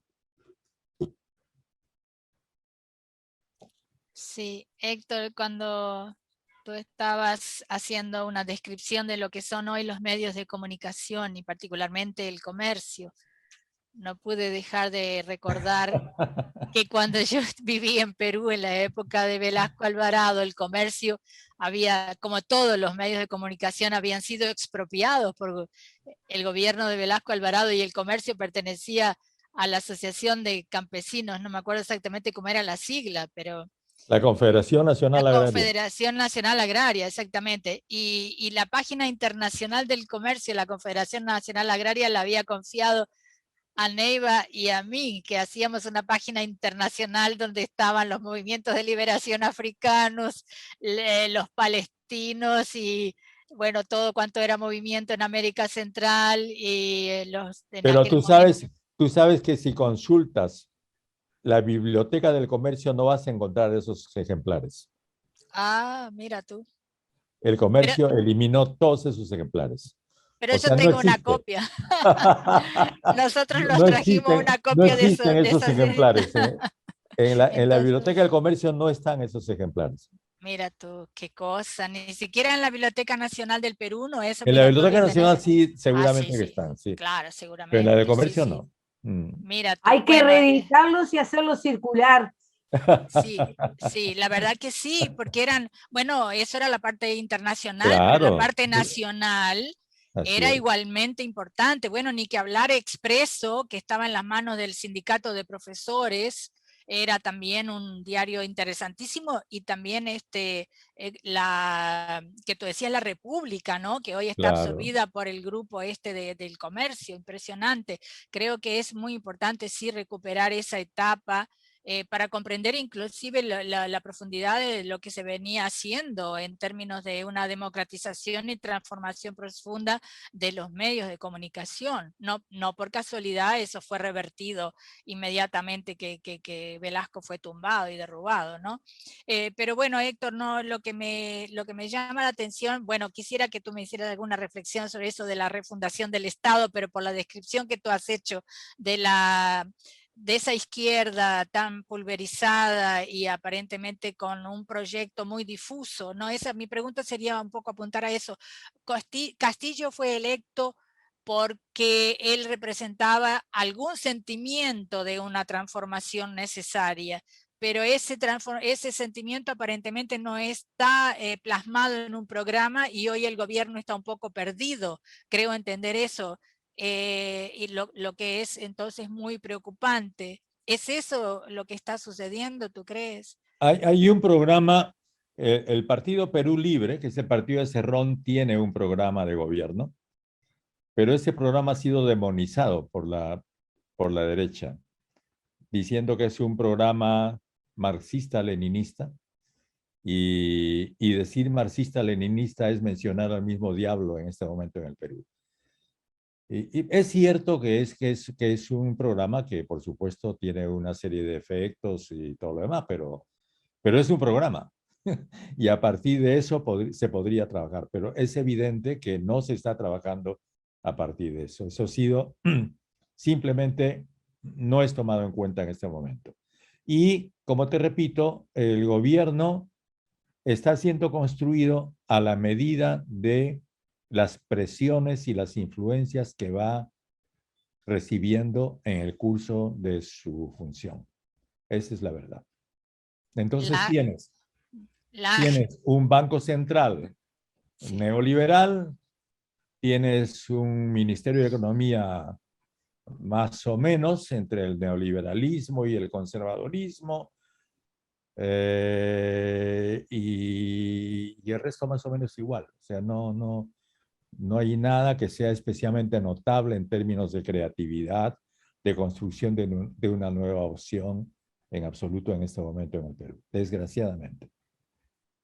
La derecha no gobierna, pero está imponiendo su agenda, entonces. No sé si la está imponiendo, porque la derecha también, dado su división, sus intereses distintos, su desinterés por la política, porque están interesados solamente en los negocios, su desprestigio, porque es enorme, el desprestigio de la clase política, como que está autoanulada, ¿no? Y es una situación muy especial la situación peruana en este momento. Puedo hacerte una pregunta personal. Después que tuviste ese episodio nefasto de las presiones que obligaron a que tú abandonaras el cargo, ¿has tenido algún problema de seguridad personal? Los tuve al comienzo. Fotografiaban a la gente que entraba a mi casa. Tenía amenazas.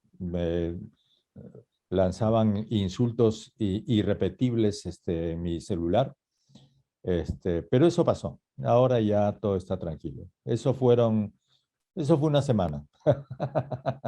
Y yo me reía, por supuesto, porque en peores situaciones me he encontrado, así con eso no me iban a asustar. Héctor, acá Sí, dime. una pregunta más, Diva. Cerrón es una figura enigmática porque no son muchos los políticos en América Latina que se autodefinen, que se golpean el pecho diciendo soy marxista, leninista. Claro.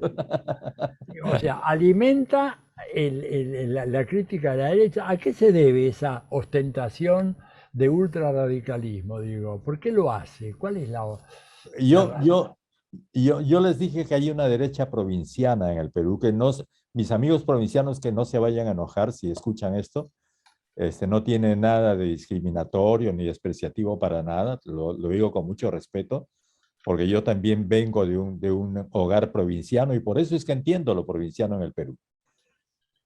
Lo provinciano en el Perú es sentirse muy discriminado. Es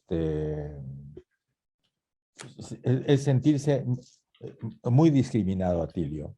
No tienes idea de cómo es la discriminación que hay en el Perú contra los provincianos. A pesar que los provincianos han conquistado Lima, pero a pesar de eso, la provincia sigue siendo discriminada, sigue siendo ignorada de diversas formas. Y eso lo sienten los provincianos. Y Cerrón es una respuesta a eso.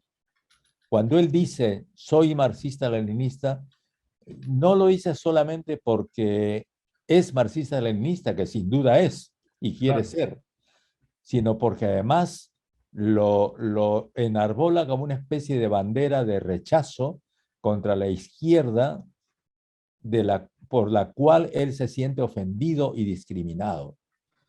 Porque cuando Cerrón abrió su movimiento, organizó, como todavía era gobernador regional, una gran reunión para recibir a todas las organizaciones de izquierda del Perú en Huancayo y hacer una gran unidad de toda la izquierda, le respondieron, algunas organizaciones de izquierda respondieron y otras respondieron con unos ataques terribles. Entonces, ese intento fracasó. Y desde entonces quedó todo muy averiado, quedaron muchas heridas sin cicatrizar hasta hoy día, ¿no? Y tú dices que corre riesgo de ser enviado a la cárcel ahora, me Sí. pareció escuchar. ¿Por qué eso? Es casi seguro porque la consigna es meterlo preso. ¿Hay algún fundamento para eso? Aparentemente sí, han buscado los fundamentos. Tú sabes que ahora en América Latina no te mete preso la seguridad del Estado, te mete preso el Poder Judicial. Entonces, ¿no es cierto? Entonces, a Cerrón no te puedo describir ya porque no hay mucho tiempo. Le han armado unos 3 o 4 juicios que están en proceso, ya han allanado sus locales, le han allanado su casa, le han capturado sus cuentas bancarias, lo han demonizado en todos los periódicos y todo está listo para que cuando lo metan preso, el Perú va a aplaudir. Muchas gracias. Lamento decirte eso, pero creo que es la verdad. Terrible, ¿no? En presencia de Castillo, ¿eh? Porque uno dice, ¿no? Caramba, yo he salido con la inscripción del señor Cerrón, por lo menos alguna declaración tendría que hacer, ¿no es cierto? Pero eso parece que no forma parte de la metodología de los grupos que están gobernando el Perú en este momento. Bueno, en primer lugar, como ahora presidente honorario de la Fundación, entregarle mi cálido saludo, fraternal saludo a los extraordinarios panelistas que hemos tenido vía Zoom la posibilidad de escuchar. Empiezo por las compañeras, la compañera boliviana que no conozco, pero sé de sus antecedentes muy valiosos en el proceso revolucionario de Bolivia, mi compatriota y querida compañera de toda la vida, Beatriz, una gran compañera, una intelectual, revolucionaria como pocas. Mi saludo naturalmente a Tilio, con el cual tuve la oportunidad de participar en un panel, en un seminario especial que se hizo en la Facultad de Ciencias Sociales de Buenos Aires, hace ya una punta de años, y ni que hablar al panelista central que ha sido, como en tantas otras cosas de la vida, Héctor Béjar, a quien tuve la oportunidad de conocer, creo que en el 2008, cuando fui invitado a un seminario realizado en Perú por una organización que dirigía el recién fallecido socialista Rafael Roncagliolo. Claro, ahí tuve la sí. oportunidad de ir a visitarte a la revista, una muy interesante revista teórica que tú dirigiste, y de conversar contigo. Ya con casi 90 años los recuerdos se van esfumando, por más que los recuerdos viejos se mantienen un tiempo más. Pero voy a la pregunta. El panorama que pinta Héctor es un panorama extremadamente pesimista, seguramente de gran realismo, porque yo también algo conozco de Perú, he seguido todo este proceso de las elecciones que llevaron al maestro Castillo a la presidencia, y soy consciente de las debilidades que tiene ese gobierno. Pero dentro de esas debilidades buscar alguna luz. Tú decías hace un rato que había, bueno, la posibilidad, se están juntando firmas para la eventualidad, muy difícil por lo que explicas y parece razonable desde el punto de vista del derecho público peruano, el de la Asamblea Constituyente, que es casi un camino ciego. No creo que por esa vía, así como en Chile las movilizaciones populares devinieron en un gran movimiento por la Constituyente que se impuso a la derecha y a el poder represivo de Chile. En cambio aquí me da la impresión de que por ahí no hay una salida. Puede ser una salida por imitación, pero no creo que en Perú las condiciones se den para que una Asamblea Nacional Constituyente se constituya en un polo de atracción que movilice a las masas populares de Perú.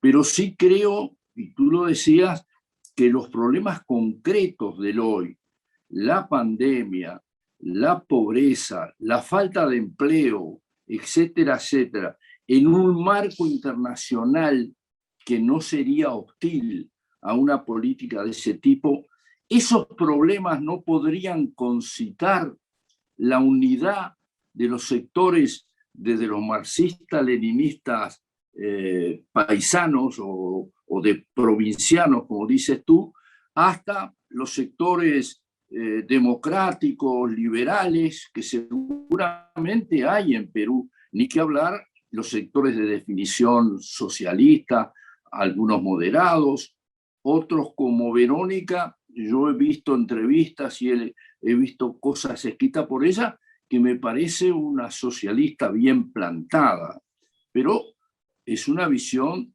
desde el Río de la Plata. Yo admiro mucho la cultura andina, me siento mariateguista, yo te lo conté. Para mí Mariátegui es uno de mis grandes maestros en el marxismo latinoamericano, como Rosa Luxemburgo en el marxismo europeo. Sin duda, claro, soy marxista por aproximación, no por gran conocimiento, heredero de las tradiciones de los fundadores del socialismo científico. Un saludo muy fuerte, un deseo de que se encuentre un camino para Perú. Pero quería ver tu opinión sobre las posibilidades de, sobre los problemas concretos, proyectar un programa que no tiene por qué tener etiqueta, porque es un problema que tenemos en América Latina, que a veces poner una etiqueta deforma el sentido nacional popular que debe de tener un proyecto revolucionario, un proyecto que nazca de las raíces de cada uno de los países y un camino que sea propio de cada uno de esos países. Aquí me quedo. Mira, yo aquí voy a tener que hablar en primera persona, cosa que no me gusta, pero creo que es ahora inevitable. Yo planteé hace mucho tiempo que en el Perú, a propósito de Rafa Roncagliolo, que en el Perú se debería revivir el acuerdo nacional. Rafa promovió el acuerdo nacional. ¿Qué era el acuerdo nacional?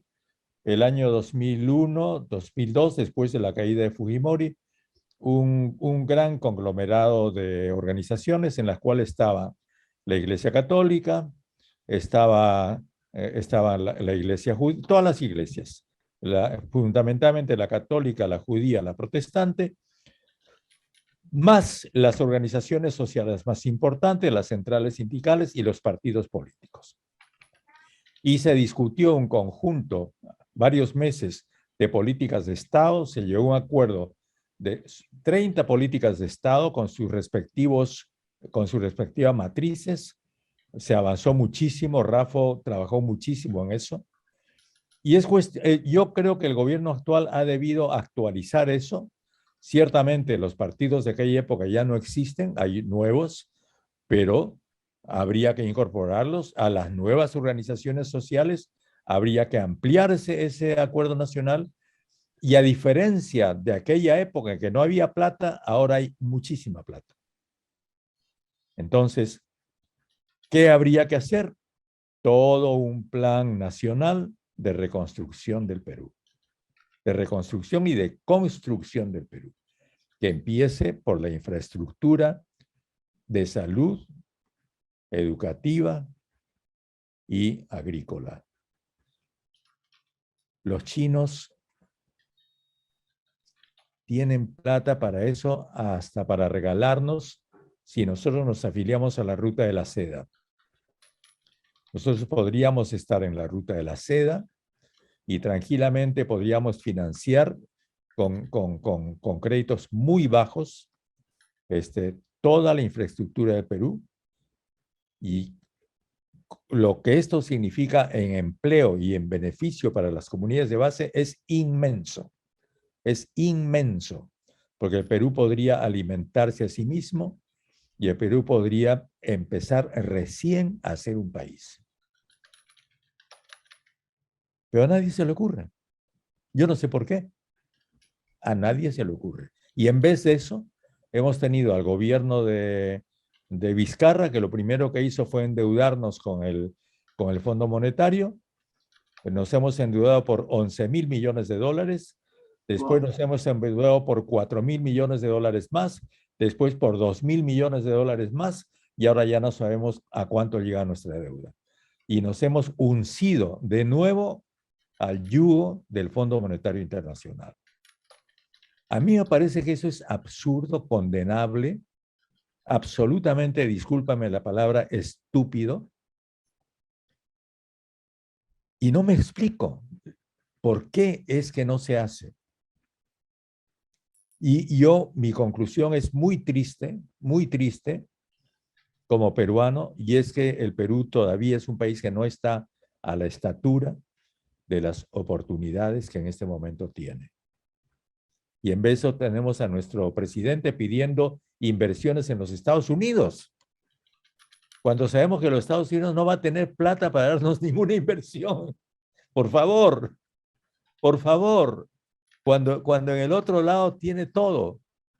Y sin embargo, ese lado donde hay todo y donde se podría hacer una negociación, pero por supuesto, una negociación como hay que negociar, ¿no? Se ataca a ese lado. Mientras queremos afiliarnos a un poder que es cada vez menos poder y que solamente es poder porque, como repito, está en la cabeza de la gente y por supuesto porque tiene acorazados, buques, ¿no? Tanques y todo lo que sabemos, y porque sus soldados entran y salen del Perú como por su casa. Con los votos del Congreso, incluida la izquierda. Entonces ya no quiero ser más pesimista, porque pero quiero, para balancear eso que les estoy diciendo, decir otra cosa. Que hay algo que yo me olvidaba mencionar. Y eso es que lo que explica la presencia de estos pequeños grupos de izquierda, que hay miles, y que ahora ya están, en vez de unirse, recogiendo firmas para participar en las próximas elecciones municipales y de gobernadores, cada uno por su lado, ¿no es cierto? ¿No? Simultáneamente con eso tienes tú un conjunto de organizaciones sociales vivas que están trabajando, que viven ahí y que siguen haciendo luchando a su manera, ¿no? Y que es una riqueza social que está en los cerros de Lima, junto a las minas, en todas las comunidades que están siendo afectadas por la contaminación minera, y en las selvas que están siendo afectadas por la contaminación petrolera, con las comunidades amazónicas, que es una riqueza social enorme que el Perú tiene y que mantiene. Entonces, esto es una lucha que va a continuar. Esto no ha terminado, esto recién empieza. Mi resumen, si ustedes quieren, mi resumen de todo lo que hemos dicho esta tarde es que esto continúa y a la vez recién empieza. Es decir, la presencia de este hombre, que como repito, está físicamente a la izquierda, pero no ideológicamente a la izquierda, ¿cierto? Allí donde está, significa un esguince importante en la historia peruana, histórico, y a la vez el comienzo de otra historia. Yo estoy convencido de eso. Y esa historia posiblemente no la vamos a hacer ni ustedes ni yo. La va a hacer la gente que está ahí, que está vigilante, y que, no sé, cuánto va a permitir un marchitamiento, ¿no?, de las expectativas que ha tenido respecto a este gobierno, ¿no?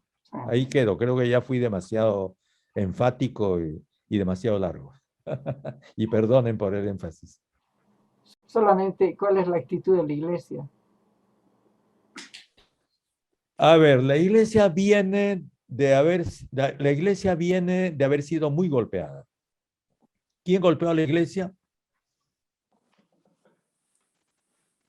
Tengo miedo de decirlo. Aquí tuvimos un cardenal que se llamó Augusto Cipriani.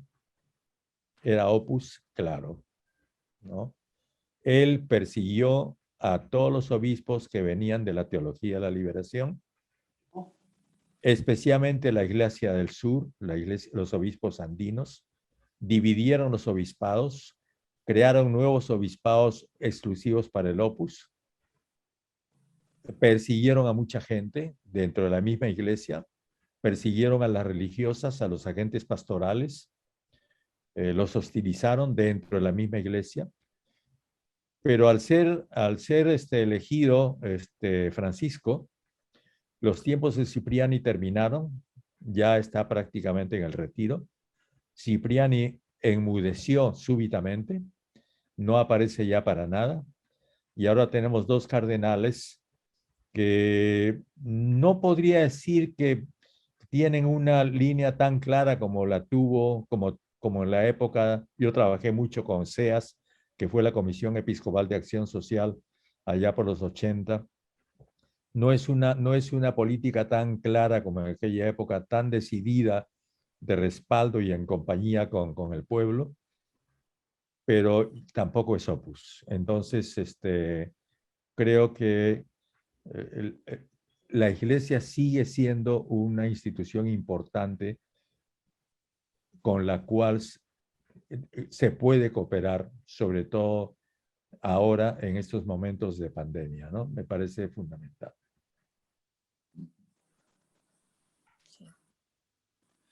Muchas gracias. Realmente hay caminos, como todos los pueblos tienen camino, y Perú lo va a encontrar. Por lo menos yo humildemente hago votos para que eso ocurra. Y el rumbo que soñó José Carlos Mariátegui alguna vez tenga un final positivo y avanzado. Bueno, ya son más de las 9, más de 21:03. Nos gustaría seguirle preguntando toda la noche a Héctor Béjar, pero sospecho que vamos a tener que invitarlo a una segunda sesión. Cuando quieran ustedes, con todo gusto. Momento futuro, sí. para hablar de muchas cosas. Así que muchas gracias a todos por estas magníficas intervenciones. Muchas gracias a todos los que nos acompañaron en el Zoom y en YouTube. La grabación va a estar disponible, así que buenas noches para todos.